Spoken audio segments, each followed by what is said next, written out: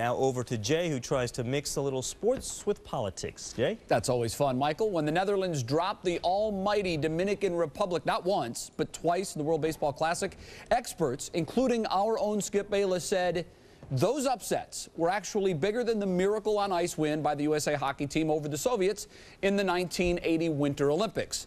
After all, the DR's combined major league salaries added up to $84 million compared to a paltry $400,000 of big league talent for the Dutch.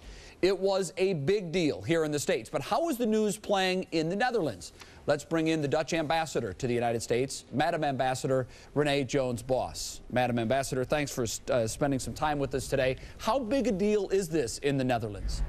Good morning. Well, I have to say it's not quite such a big deal as it is here in the United States, because soccer is our big game more than baseball. But I have to say we're all extremely proud of the team. They did such a fantastic job. When you say not such a big deal, is it at least front page news, but just not quite on the lips of everyone at coffee shops? Well, everybody in the sports pages knows it and reads it, and I've gone through the sites like probably you did, and it's there and it's growing. I've got a whole stack of cuttings with me, you know, just coming over to the studio today. And it's growing, and I think people are beginning to realize how exciting it is. Could the average citizen, not sports fan, could the average citizen name 3 players on the Netherlands roster? Ooh, I think they'd be hard put to do so. But I think people would know the name of Blijlevens. You know, Bert Blijlevens, he's very big in baseball.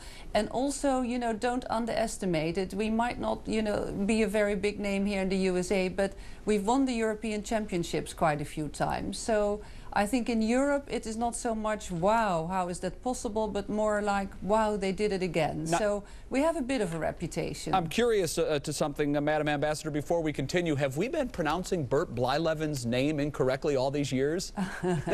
You're very close, but try Blijleven.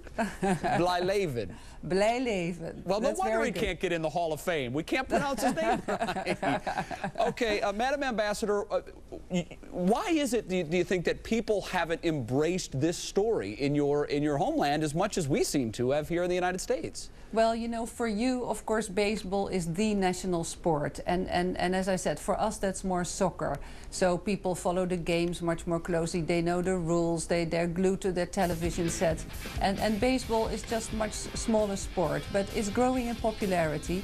We have been playing it for more than 100 years. So I think, and this news, certainly with the game coming up in Miami, I bet you a lot of Dutch people will be watching as well. Madam Ambassador, this is a perfect time for a little cultural exchange. At baseball games, Americans like to enjoy a box of Cracker Jacks. Yeah. In the Netherlands, at soccer matches, what is the food of the day? Well, you know, the soccer matches are very short. You have very concise 2 45-minute halves, and that's it. No breaks for ads and anything else.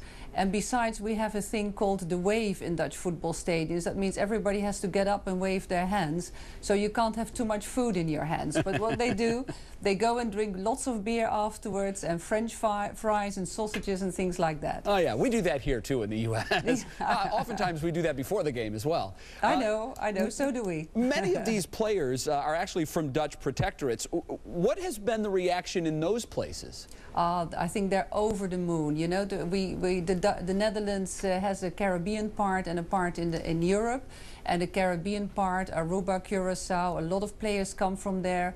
About more than half of the team that's playing now, and there's so much excitement there. There's been fireworks and parties and celebrations, and I also heard from my colleagues there that tickets to go to Miami are almost impossible to get because everybody wants to be there. Everyone does want to be there. Now, it's Absolutely. possible, Madam Ambassador, that the United States could play the Netherlands. So I'm wondering, if that happens, yeah, should the United States be forced to return the island of Manhattan back to the Dutch? Well, you know, we've thought that all along. It was a big mistake that they took it away from us. As you know, we arrived exactly 400 years ago on the island of Manhattan. It was New Netherlands.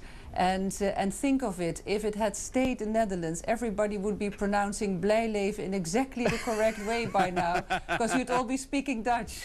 Oh, that's all part of Bert's cross to bear, I guess, for not getting into the Hall of Fame. With apologies from Donald Trump and many others in Manhattan, I don't believe that a Netherlands victory will lead to the return of Manhattan to the Dutch, but it's fun to talk about. I have to say I doubt it too, but you know, we're very happy to celebrate the fact that it is 400 years ago we arrived on this continent, and we're going to do a lot of fun things in New York to remember that date. All right, wonderful. Congratulations, Madam Ambassador Renee Jones-Bos. Good luck to the Netherlands in the World Baseball Classic second round. Thank you, and keep your fingers crossed for the Dutch team. I will, as long as they're not playing the U.S. Okay. Thanks for having me. Absolutely, you bet. Bye-bye. Dana? Bert Blijleven. Blijleven. I think I got it now. Blijleven. Okay. Hard to follow that. We will do our best. Among the many text messages sent from the cell phone of New Patriots corner Sean Springs, one that